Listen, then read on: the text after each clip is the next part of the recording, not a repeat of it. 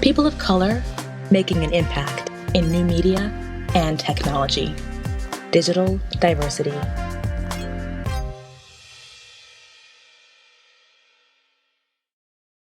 Hi, I'm Lauren Thomas, and this is Digital Diversity, where we highlight people of color who are really making an impact in new media and technology.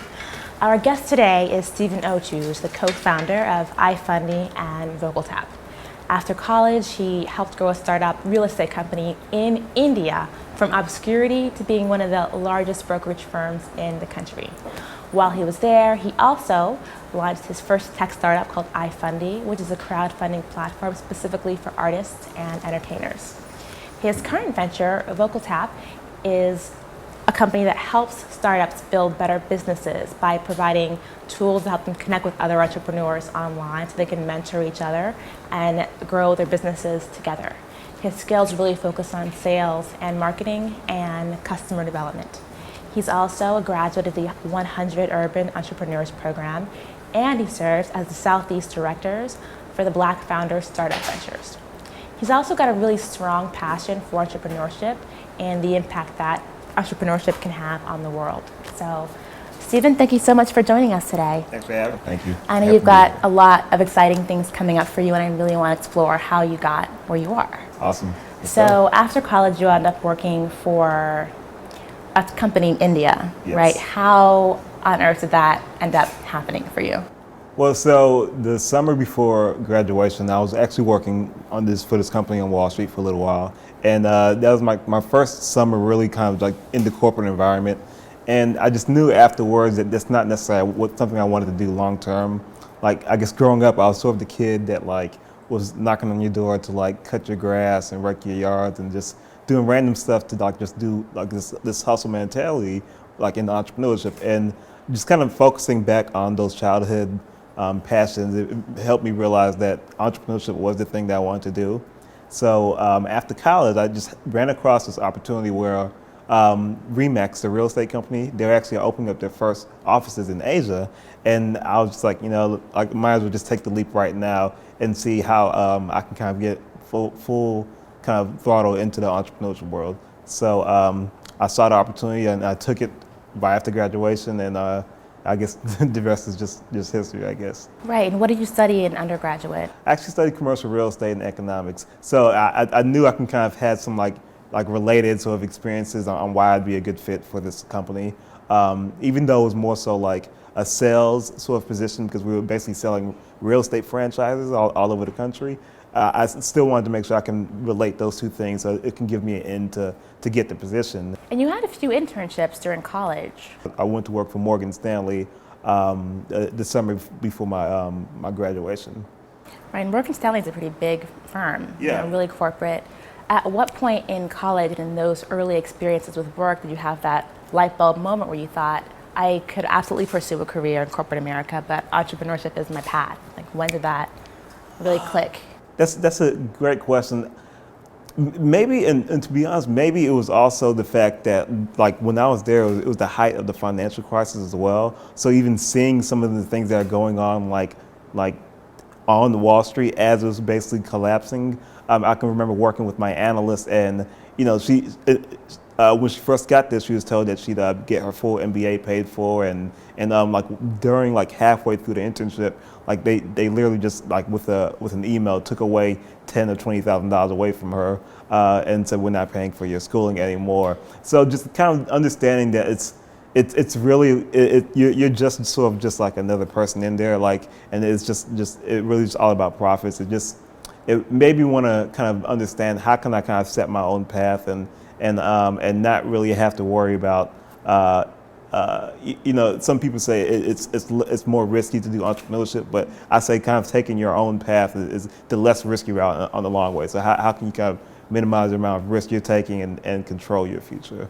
Right, well, I think there's risks on both paths. I think that when we're in the comfortable 9-to-5 jobs, we have less perceived risk. Right. So we think we'll get our paycheck, but you never know if the company is going to change. Right. And if you're the one who's writing your own paycheck, you at least know how things are going financially and what the outlook is and what you're doing to make yourself stable long term, right? Yeah. It's definitely a trade-off. I agree 100%. And I think the perceived risk is the thing that it kind of like fools people into thinking that like long term it's going to be the more challenging path to take entrepreneurship. But like the only way to really sort of truly build your wealth is to understand how the money is actually made and how the business is actually built. So that's why I said, I might as well just get started right away. Some people kind of say work for a few years and then jump into entrepreneurship, but I figured just balancing my risk and my risk appetite I might as well just jump into it right now. And that's what I've been doing. You used an interesting phrase. You said building wealth, right? You didn't say getting a job, you didn't say working, you didn't say building a business. You're really about building wealth for the long term. I think that's what it's really about. I mean, I'm just, and this may even go into part of like sort of what motivates me to kind of take the path I'm taking. I think it is about wealth creation and understanding that you're building something that's more about the people around you and the people that can be impacted by your decisions than yourself. So thinking about, I guess there's sort of a hero complex mentality to it, but when you think about it that way, it really helps you kind of stay grounded and stay focused on what you're doing. And you've really got two sets of skills, right? You've got the soft skills, people skills, communication, but you've also got a set of really hard skills, right? Technical skills. Right. How did you develop both sets of skills that you're using to build your businesses? I have a really good understanding of how to navigate, and because of that, I know that I need to either like I need to know I can understand what skills I need to know, and just kind of position myself with other technical people. I kind of hear the lingo and I'm able to understand, okay, so maybe I should go read up on this and take this particular class. And then from there, just understanding where your real skills are and where you're sort of lacking, it kind of helps you make sure you're balancing it like correctly. Okay, so you identify what your strengths are, and then if you don't have it, you either learn it or you find someone else who has a skill to partner with. Yeah, that's exactly correct. And I'm more of a fan of just exploiting the skills that you do have more so, and finding other people to kind of patch you up where you're lacking. I think that's a better route because it's no point of trying to be a jack of all trades. It is good to sort of master certain things and have an understanding of how the whole sort of whole pot works, but know where your skills are and just exploit that even more so, because that you're going to be better off that way. The whole team's better off that way. So how do you identify what your skills are? I think it's just understanding like what you like doing more and what you're more efficient at, and just being sort of self-reflective and really knowing what best drives you. Okay, and then what are some books or online resources you recommend for people who want to learn more about technical skills or business and entrepreneurship? Oh, that's a great question. I mean, for one, Mixergy.com, I follow that. It's a blog where they basically bring in different entrepreneurships, and the interviewer, Andrew Warren, he really gets in deep detail about how someone sort of got started from nothing, and it's not like a surface like rags to riches type story. He really goes into detail and gets out exactly what he wants out of the interview. So I love the way he approaches understanding entrepreneurs. There's also if you want to get more technical, there's a lot of things happening in the online learning space right now. So they have different websites out now called like Coursera and Udemy and Udacity, and those resources really kind of you can basically take any class that you want, whether it's learning how to program a search engine or learning how to do photography online for either a low cost or for free. And there's just a lot of resources and a lot of things coming up right now to help really structure like education and curriculums online. Okay, so even if you're not in college studying this, you can learn it on your own by going online for the right resources. Yep, that's exactly correct. Yep. And tell me about IFunD. So IFunD came about while I was actually working in India. While I was there, I figured, I'm in sort of the land of IT, land of software, like what's all this sort of technology and startup stuff that they're talking about. So for whatever reason, I read an article about how President Obama raised like $168 million during his first campaign using Facebook and Twitter and very small micro donations. And I was just thinking, oh wow, that's a genius idea. Maybe we can do that to other industries. So did some research and I backed into the crowdfunding industry. and left my job full time in India the last week in December, and then the first week in January is when we actually started IFunD. So while I was out there, I basically just interviewed like dozens of potential outsourcers. I didn't know anything about startups, so I actually interviewed the folks that were going to build, the folks who were going to actually build our website. Interviewed dozens of those. Said, "Hey, I'm from America. I'm looking for a long-term partnership," and that's how we got the first MVP built for our startup. And yeah, the goal was just to help people really kind of raise money online and really get their projects funded, whether it was in music, whether it's fashion, whether it's film or whatever. And I knew, like, I'm originally from Atlanta, so Atlanta has a really burgeoning entertainment scene as well. So that's why we focus on the arts and entertainment. Great. And so you didn't code it from scratch yourself. You found the team in India to do all that for you. Yeah, that's exactly right. That's exactly right. And I hooked up with some guys I knew from school to be my other co-founders, and we outsourced it to the people there. But the good thing was we actually were able to meet the people in person that we were working with. So it added a different sort of level and it added a different reality to who we were working with to build our project. Because you happen to be in India. Yeah, just happened right. to be in there. So what if you have an idea and you're here in the U.S. and you don't have the money to get to India? How would you even go about finding someone to outsource an idea to make it happen? So there are resources out there. You can go to things like freelancer.com or odesk.com. You have there are pluses and minuses to both things if you want to outsource it outside of the country. If you sort of stick inside, you can maybe, like for instance, if you're staying within Atlanta, you'll be able to work closer with the people, and like it's going to be a different quality of work that you're getting, but then of course it's going to be a higher cost. Right. So if you're at a lower budget, then you just have to choose. You have to understand whether or not you can risk sort of a higher budget upfront for the potential of a long-term better product. But I say if you can, just outsource it somewhere else to start with. And if you're considering outsource it out the country to start with, because more than likely the product that you start off with is going to change either way. So if you spend all this money building the perfect product up front, it could be a bigger risk if you figure, and it'll be harder for you to adapt and change because you already sort of have this psychological thing of I've already spent all this money, I can't change now. Okay, so you're saying if you want to start your own business, you don't need to have a lot of money to get started. Right. You can either develop the skills and build it yourself or save some money and outsource it outside of the country, but don't invest too much in your first round because it might change over time. And You don't want to spend all this money building a perfect product that might not be the right fit for your consumers, right? Exactly So right. only invest what you need and then learn and grow as you get feedback. Yep, and that's basically called sort of the lean startup mentality, and just building lean, just building what's called an MVP, a minimum viable product.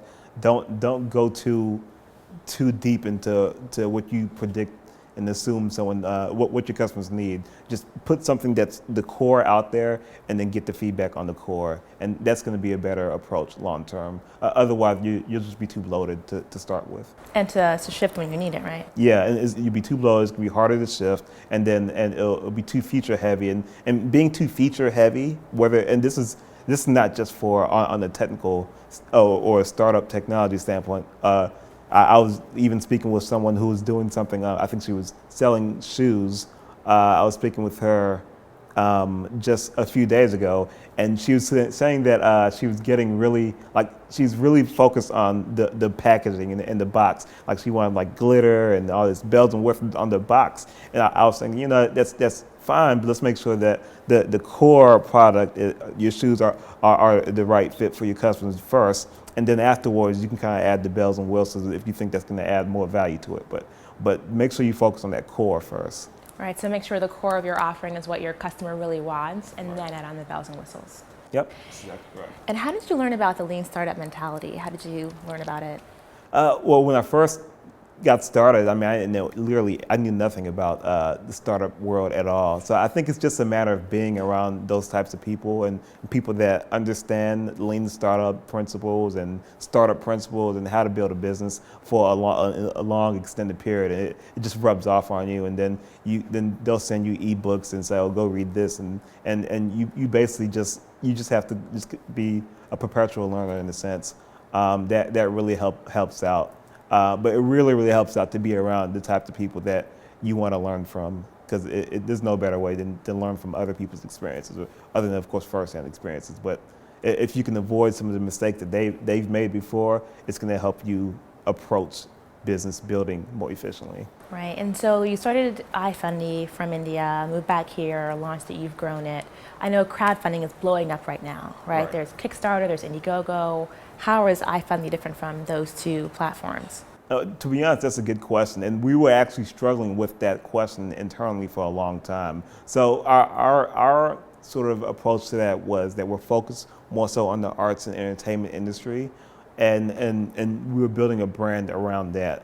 So, and as well, we sort of make a play on a price level as well. We do more direct pricing and just a fixed price of X amount per project, as opposed to a percentage pricing that as you raise, because we figured there's not that much that goes on in how starting a project for $10,000 versus $1,000. There's not that much that goes on our site, so we have a fixed price to it.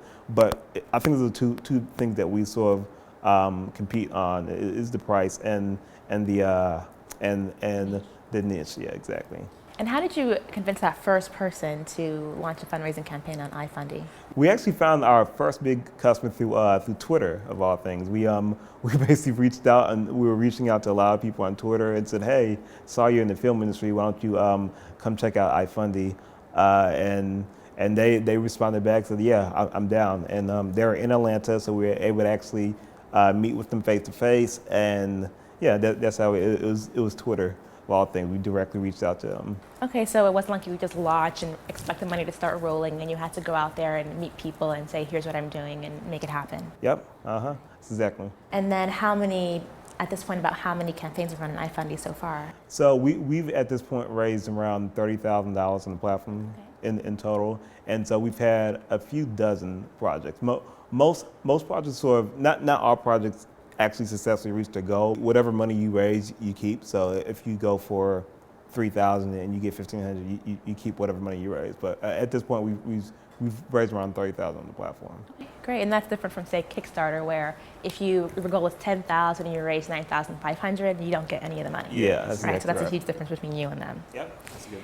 And one thing that keeps coming up in my conversation with you is this idea of learning from other people and communities. And I feel like that's a huge part of what you're about, both personally and professionally at this point. Right. So that probably led to you getting involved in starting Vocal Tap. Yep, that's basically the sort of inception of the idea. We actually, I was working with a friend, I was speaking with a friend who's starting her first startup, and she sort of told us how she gave away equity for people just to give simple wireframes, which are basically like mock-ups of her projects, and just not even really building anything, just like a demo of a project, and she's going to give away equity.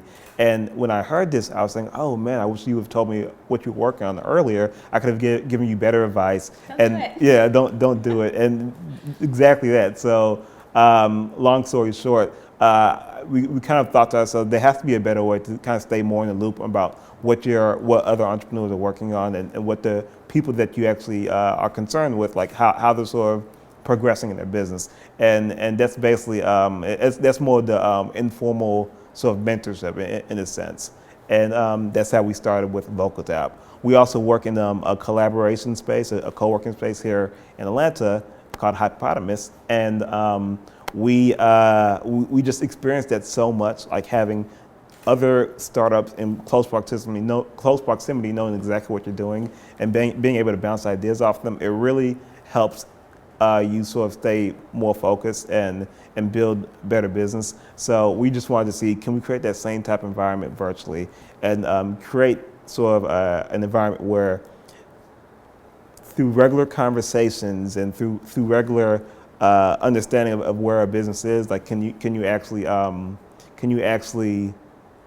basically mentor each other and make sure that people don't make simple mistakes.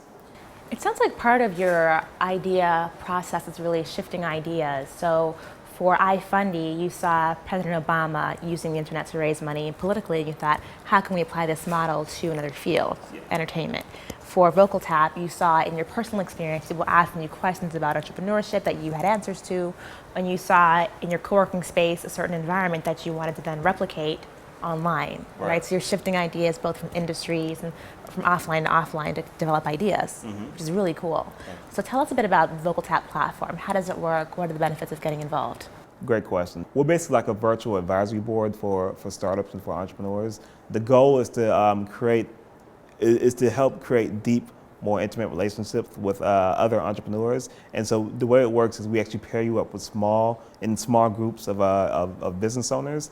And basically, in regular conversations, you actually discuss your challenges and discuss what's been working for you within your business. But you're paired up with non-competing businesses, so that way you're not really kind of like taken back to share your strategy with other people.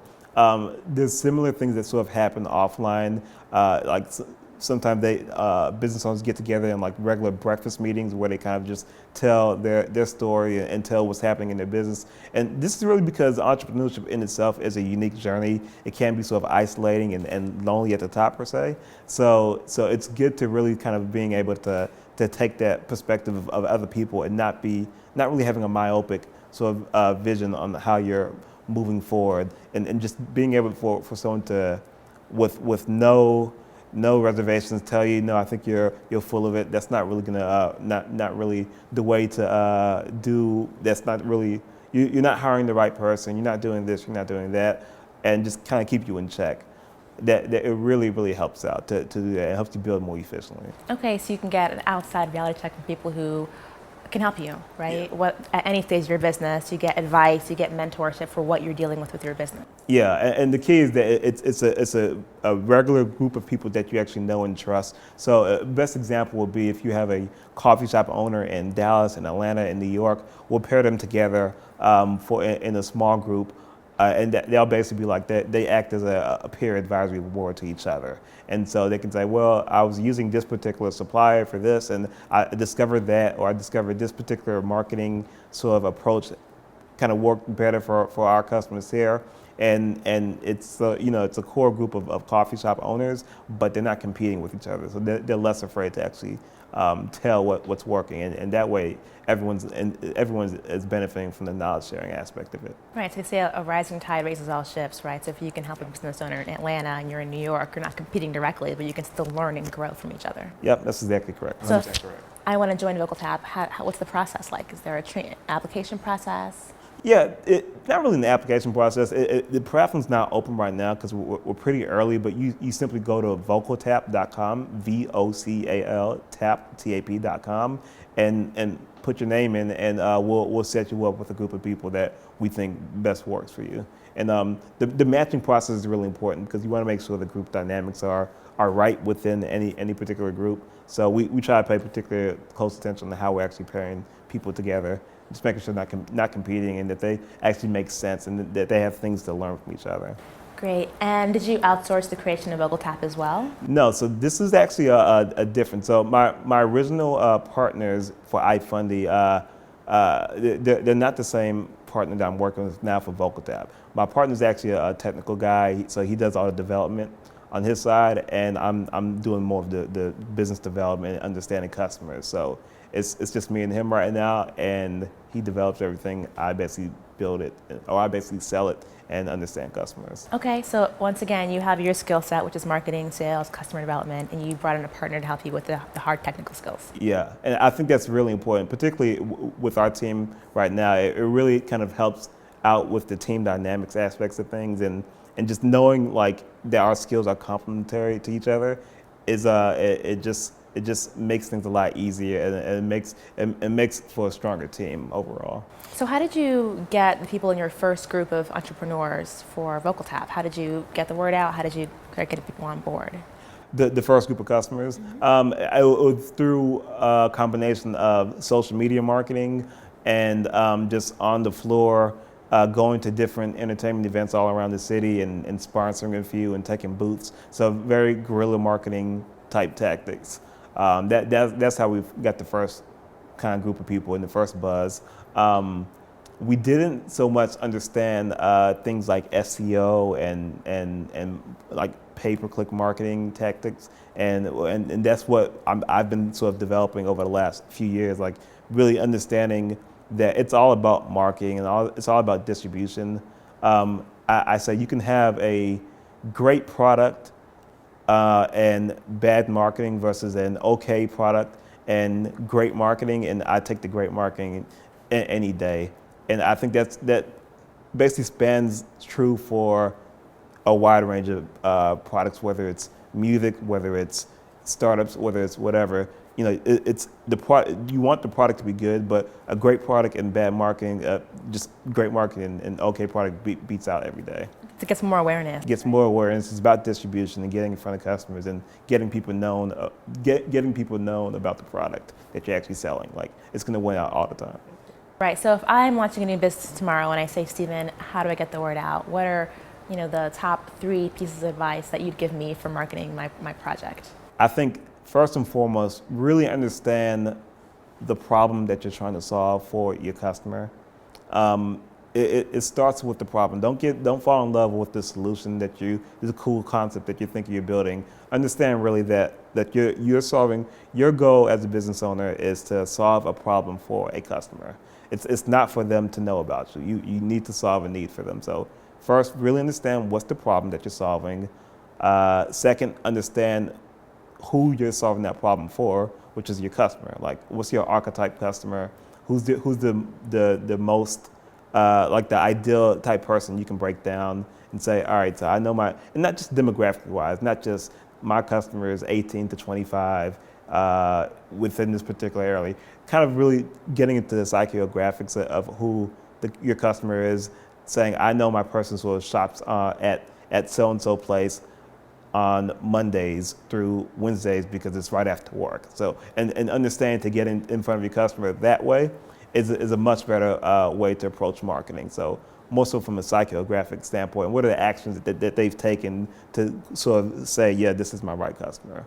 And lastly, marketing-wise, I think just understanding that it's a never-ending sort of process, and you have to continue testing what's working and what's not. And a lot of sort of more technical people, whether you're a musician and all you want to do is sing, you don't really want to think about who I'm singing for, or whether you're a developer and all you want to do is develop, you don't really want to think who you're developing for. You have to understand that marketing is a never-ending process, and you have to continually be understanding who is it that you're doing your skill for. So whether that's you actually learning some marketing sort of concepts and tactics, or that's you bringing someone else that can complement those things, just keep that in mind, that you always have to be testing, always have to be evaluating what's working, what's not, and then sort of revamping and readjusting from there. Okay, so one is lead with a solution. Don't just think I've got a great product. Think of what is it your customers' needs are and what you can provide for them in terms of a solution and value. 2, knowing who your audience is, right? Not just how old are they, where do they live, but what is their lifestyle like? Where do they shop? What keeps them up at night? And 3, launching your marketing and testing it continually and always growing, always learning more about your solution and how to improve it, always learning more about your customers and what they need, and always learning more about what is working for you and what's not in your marketing, right? And going through that again and again. Yep. That's 3 big advice for me. Agreed. And what is 100 Urban Entrepreneurs? So 100 Urban Entrepreneurs started in January of 2011. It's basically these very successful individuals decided they wanted to give back to the community, and they basically put up $1 million to fund 100 entrepreneurs with $10,000 grants to build their business. So they formed partnerships with entities like Black Enterprise and Vibe magazine, and basically went all around the country for funding these different entrepreneurs to build their businesses. And they tried to make sure the sort of a wider range of businesses, technology businesses like ourselves. They had some businesses in the food industry and the clothing industry, and the goal was just to really get like high potential entrepreneurs in groups and give away their grants and just help them really build better businesses. So yeah, we actually were lucky enough to actually be funded for their second class in May of we got funded in February of 2011, and we started and we ended the program in May of 2011. That's when we graduated. Great, and what did you learn throughout the process? Oh, that's a great question. So they brought in speakers that spoke on different topics such as sales, such as product development, and we learned a ton of just how to sort of approach those different skill sets and different areas of business. But then we also learned sort of the value of learning from other entrepreneurs within the program. They actually had a peer mentorship program set up within the program. So every week, basically, we'd get on the call within our groups, and we'd say, hey, so what's going on with your business right now? What do you plan on doing? What are you struggling with? And everyone on the call basically bounced ideas off one another, basically what we're doing right now with Focal Tap.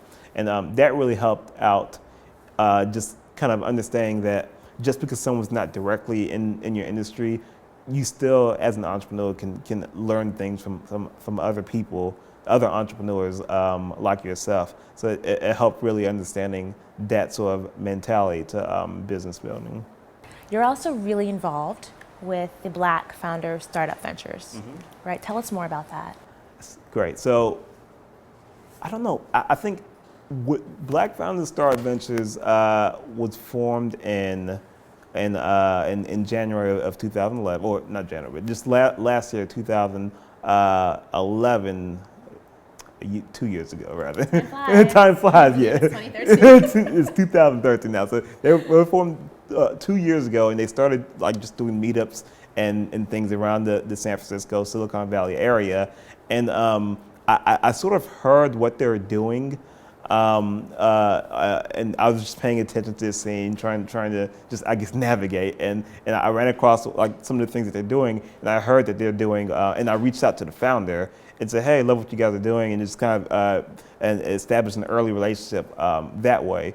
Well, fast forward about a year later, and they started doing a national tour where they're going all around the country doing these conferences called the Ideas Are Worthless Conference, which is basically ideas come a dime a dozen. It's all about execution. So the goal of Black Founders, I'm sorry I didn't say this, the goal of Black Founders is basically to help increase the number of successful Black tech entrepreneurs.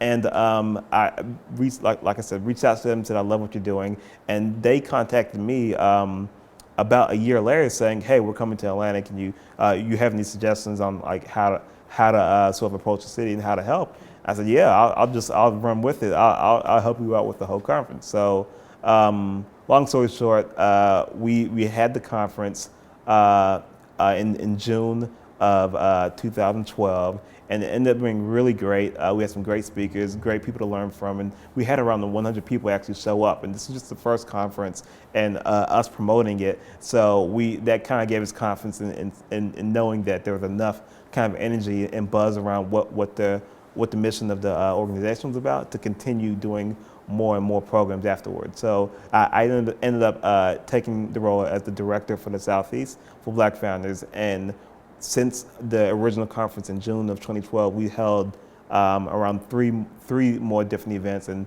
we're actually doing the event with Google in about a month as well, and it's in celebration of Black History Month. Great.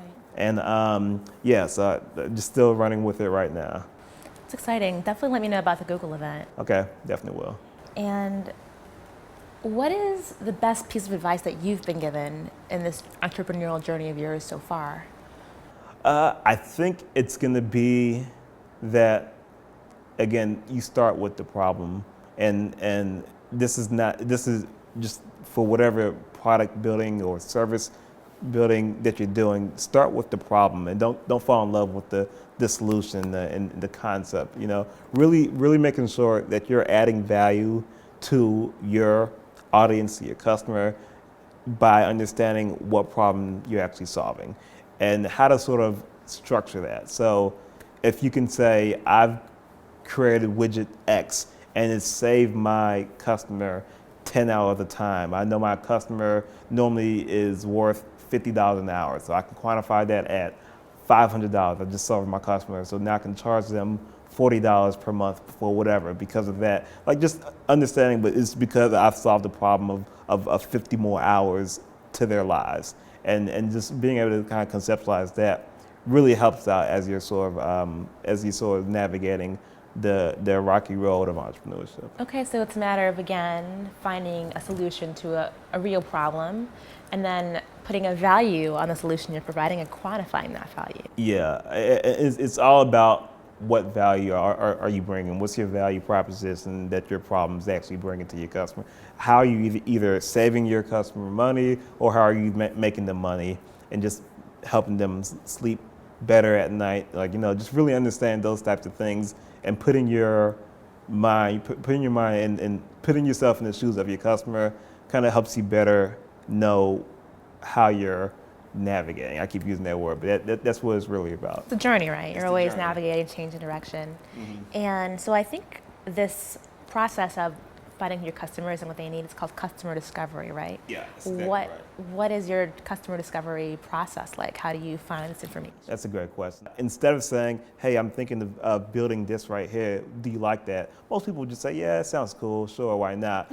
but rather, you should say, so how do you actually do this right now? And then they'll start to tell you things that you otherwise wouldn't have known. So it's not about sending out massive amount of surveys to hundreds of people. That's more of a quantitative approach, and that's okay when in trying to do customer discovery. But to begin with, you want to make sure you're hearing sort of repeating things from people that you speak with. So if a lot of people are telling you, yeah, I mean, I just put things in this spreadsheet right now, and then I'm trying to cobble together some type of thing, some type of solution of how to solve this problem. And if you hear that multiple times, that's when you really know that you may have landed in an interesting area where you can have a discernible, identifiable problem that you're sort of approaching. Did that make sense in how it took? It did. So it's kind of like third grade science class. So you have a hypothesis, a guess, right, or you go out and test it, right?